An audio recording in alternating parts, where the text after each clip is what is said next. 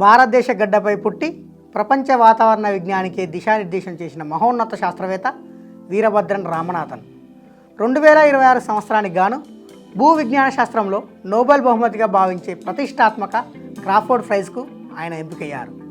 దశాబ్దాల పాటు వాతావరణంపై ఆయన చేసిన నిరంతర పరిశోధనలకు గుర్తింపుగా రాయల్ స్వీడిష్ అకాడమీ ఈ అవార్డును ప్రకటించింది.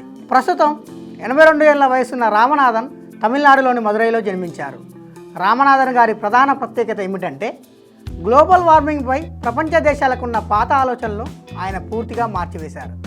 నాసాలో పనిచేస్తున్న సమయంలోనే అప్పటి వరకు కేవలం కార్బన్ డైఆక్సైడ్ మాత్రమే భూమిని ఏడెక్కిస్తుందని భావిస్తున్న తరుణంలో మనం నిత్యం వాడే ఫ్రిడ్జ్లు, ఏరోసెల్స్లోని క్లోరోఫ్లోరోకార్బన్లు కార్బన్ డైఆక్సైడ్ కంటే 10,000 రెట్లు శక్తివంతంగా ఉష్ణాన్ని పట్టి ఉంచుతాయని నిరూపించి ప్రపంచాన్నే అప్రమత్తం చేశారు. అంతేకాకుండా దక్షిణాసియాపై పేరుకుపోయిన బ్రౌన్ క్లౌడ్స్ లేదా కాలుష్య మేఘాల ప్రభావాన్ని గుర్తించడం ఆయన పరిశోధనలో మరొక అరుదైన ఘట్టం.